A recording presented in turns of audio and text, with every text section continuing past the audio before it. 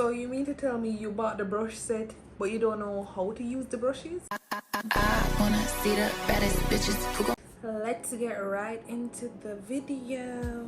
Now, I've wanted to make this video in such a long time. I know, but I'm bringing it back right to the basics. We're gonna talk about tools and how to choose the right makeup products for your skin tone, your skin type, your undertone. I might not go into too much details with the undertones and things, but I'm gonna show you the basics. I'll be doing a simple makeup look to show you guys the steps, show you guys the tools, when to use them, how to use them, and yeah. So everybody's supposed to know what this is. Even my grandma know what this is. So if you don't know what this is, I don't know what to tell you. This is used for the eyebrows, to brush the eyebrows in place, and yeah, you also use this with your brow soap. You can also use your eyebrow gel, or some people use lash glue to lay down the eyebrows. Okay, so for the next step is your eyebrows. So I use pencil to fill my eyebrows on myself and on my clients based on your natural hair color. So if you have dark brown hair or dark hair, black hair, we tend to go a little bit darker with the eyebrow pencil to match it with the hair.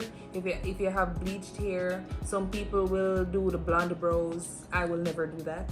I don't think it will look good on me, but use a dark brown pencil because my hair is dark, and I just take my time and fill the eyebrow in, and I just follow my natural shape. So next we're gonna go in with a concealer brush. The concealer brush is anything that looks like this. It's flat on this side, also flat on this side. So this gonna make it easier to carve out the brows with the concealer.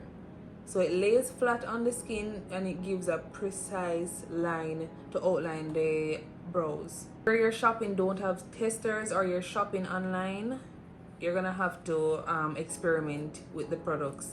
Sometimes they look a certain way online, and then when you get it in person, it looks a little bit lighter, a little bit darker, or the undertone looks way off from your undertone. So you have to experiment.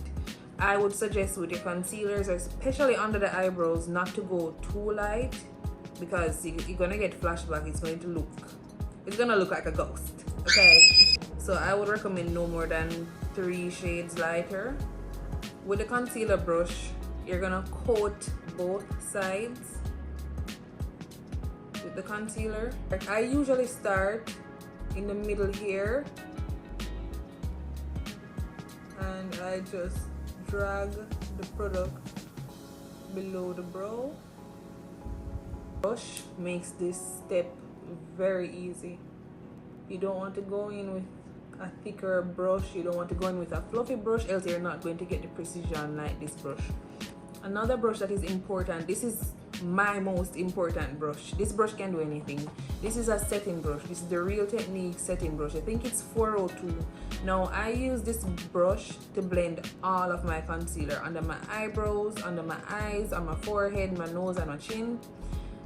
This brush is very versatile. You can use it with cream products, and you can also use it with powder products. The front, and just pat the product into the skin. I hope y'all making notes. When did we start using a powder puff to blend our concealers? It's for powders. And knowing makeup, we can use different products, different techniques, but I just haven't been able to make it work for myself. I see other people use it and they swear by it, but personally I just can't get it to work. Oh my god, I think I'm going too much in depth with the makeup. I'm supposed to be just discussing the products and the tools, and I'm here doing a full makeup tutorial. I'm gonna try to stick to the tools and the products. Alright, next in my routine is primer. Now you're gonna choose primer based on your skin type and what you want to achieve with your makeup. So if your skin is like mine, I have combination skin. I get oily in my T-zone, on my chin, but I'm usually dry here, a little bit on my forehead, but mostly down here I'm dry. If you have oily skin, you're gonna want to use something very matte, like the Rimmel London Stay Matte. Is it Stay Matte? Yes, Stay Matte primer. If you have combination skin like me, we can use something hydrating on these areas of the skin where it is dry. Any area of the skin that you have dryness, you can go in with a hydrating primer, and you can use a matte primer in your T-zone. But for combination skin that is not very oily, you can just use a gripping primer all over the face, either the Hydro Grip or the NYX face glue. But for my oily girls, you're gonna have to do the matte primers to get your makeup to last.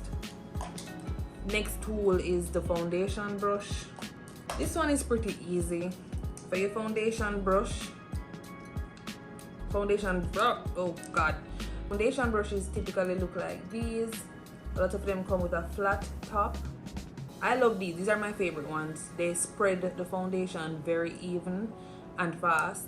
Some of them have a round top like this, but it is densely packed, so you have control of the product. And then you have some that are not as dense, but they still get the job done. If I ever see y'all doing foundation with a brush like this, I'm gonna smack y'all. I'm gonna hit you. Brushes that are so loosely packed, these are for powders. You don't want to use liquid with these. It's gonna be patchy. It's not gonna spread the makeup evenly. You're gonna be in a lot of problems if you use this to blend foundation. So please don't do it. Don't do it. Anything that looks like this, that is very fluffy, like this, these are for powders. Powders only. These smaller ones, also very densely packed. I use these brushes to do my contour, my liquid or cream contour, and my cream bronzers, and occasionally, yes, I use them to do cream blush as well. You want to go in with something smaller than a foundation brush because you want to concentrate the product in one spot. I'm going to show you guys. I'm not going to prime today because I'm not going anywhere. This has to be maybe the most challenging part of your makeup because you have to take into consideration your skin tone, your undertone. Everything is like different. With warm undertones, when you're in natural light, you can just look at the skin and you see warm tones in the face. Golden tones, yellow, those run more warm.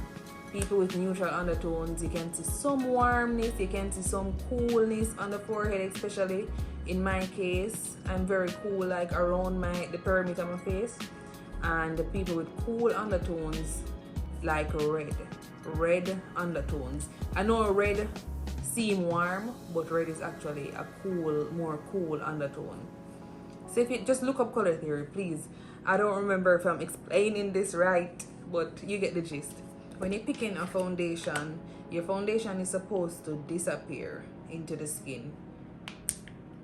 So I'm gonna show you 3 different shades, and you're gonna see how my actual shade disappears into my skin. 1, number 2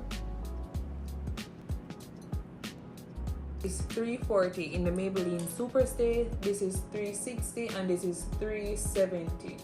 So as you can see, this shade matches closest to my skin tone.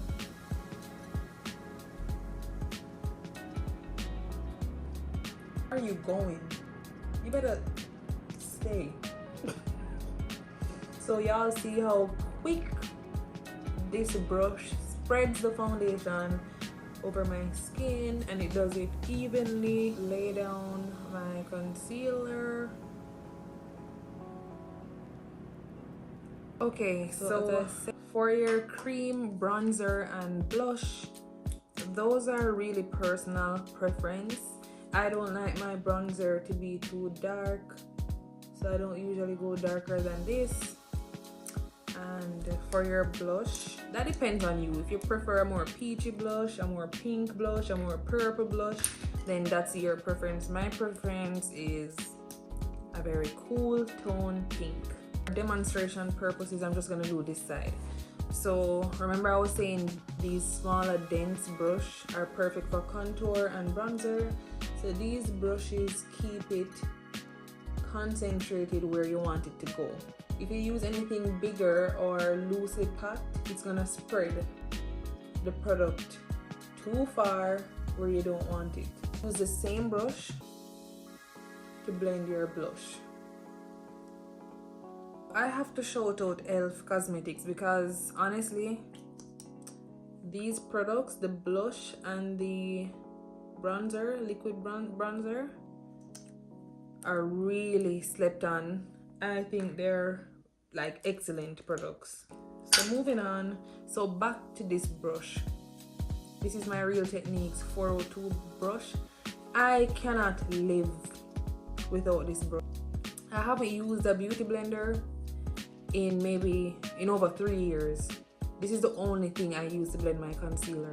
With this brush, it's small enough to concentrate the product where you put it. Demonstration purposes, when you're blending your concealer, you want to start at the edge and start to bring it up under the eyes.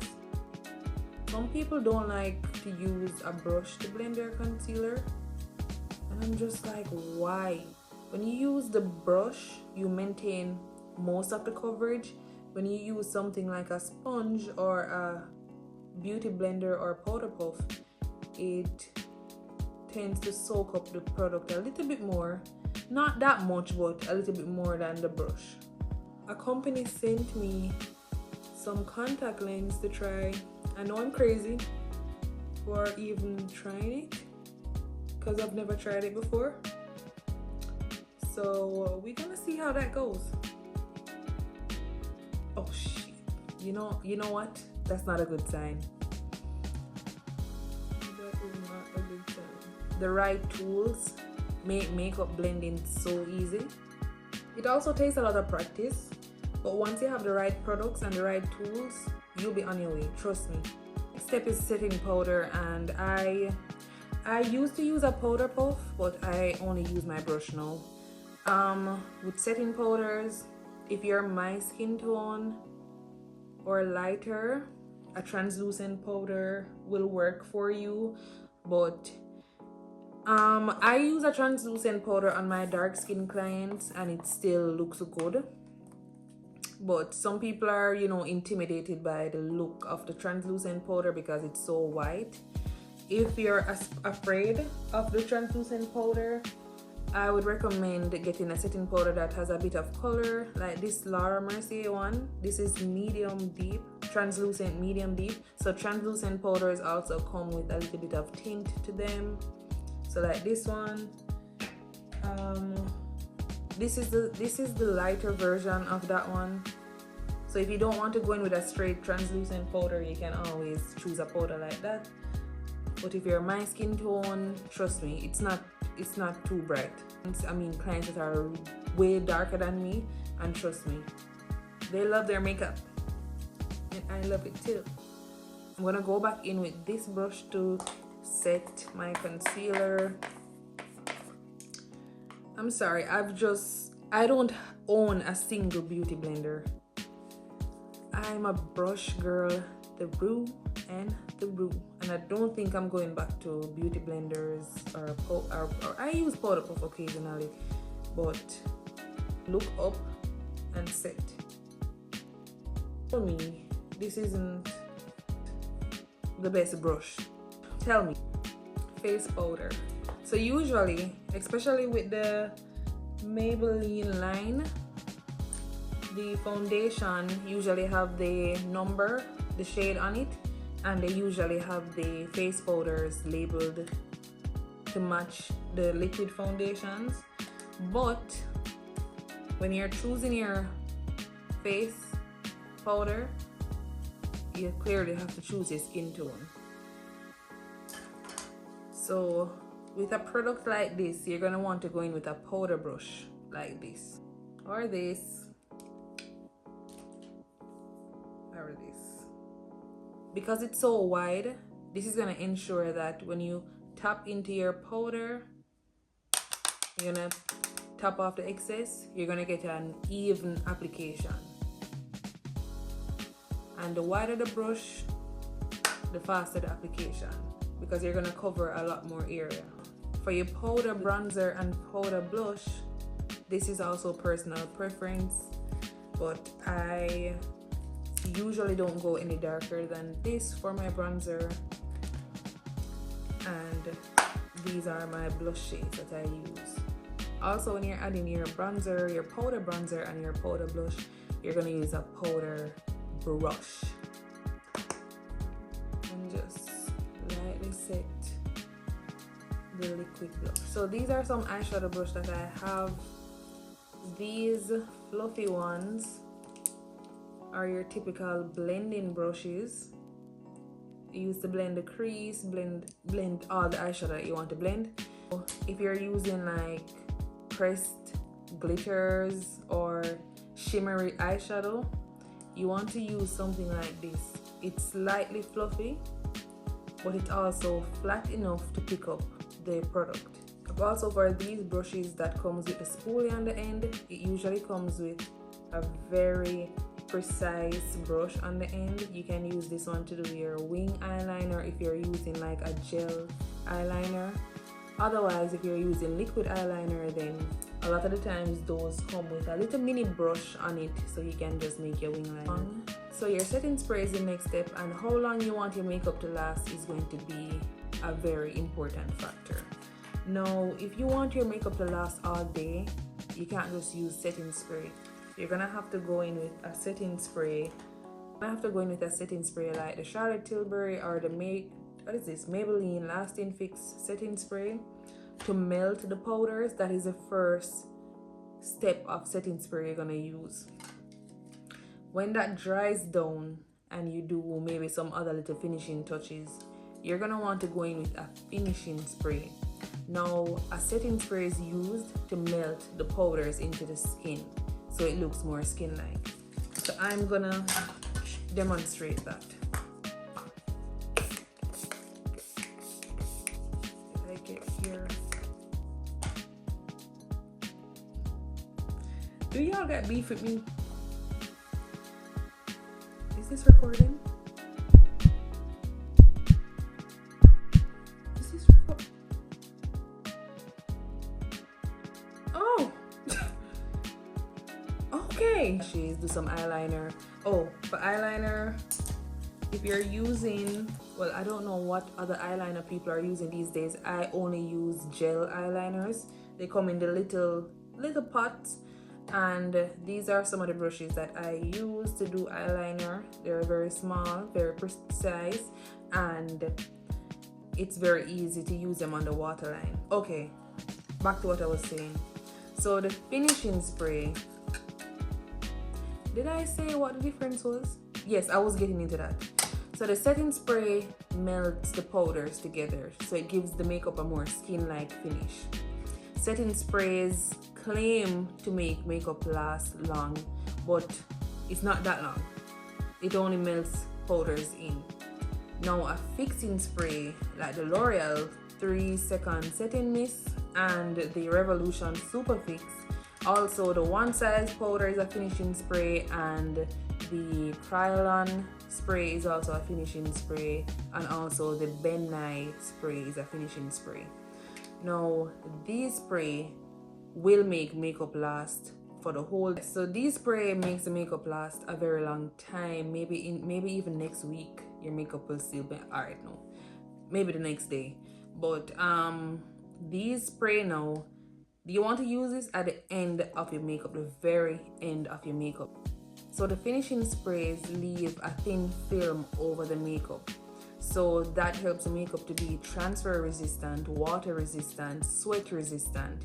Now your finishing spray, it depends on what you want it to do. So a finishing spray like this one has a natural finish, so it makes the skin look skin-like and natural, kind of radiant. A setting spray like this now, this runs a little bit more matte. Also, along with the One Size, it has a more matte finish. So it all comes down to your preference. If you prefer a natural looking finish, then you go with the L'Oreal. If you prefer something more matte, then you go with the One Sides or the Revolution Super Fix Spray. You know, for lips, if you have your personal lip products, you know, you go right in with your lips and your lip liner. If you're a makeup artist, you use a brush, a lip brush, disposable lip brush. Puffs I use occasionally, don't use them that much. For brushes, if I missed anything, I don't think I did. If I missed anything or you guys want me to talk about something else as it regards to the products and the tools, the application, the steps, you guys can let me know and I will try to make a video as soon as possible. Finish my lashes, do some mascara and finish the look. So this is the final look, guys. I hope this video was very helpful and that you understand more about the products and the tools that we use in makeup. And if you have any special requests, any special videos that you want to see, you can leave that down below. Also, just comment and let me know if this video was helpful for you, and I'll see you in the next video. Bye.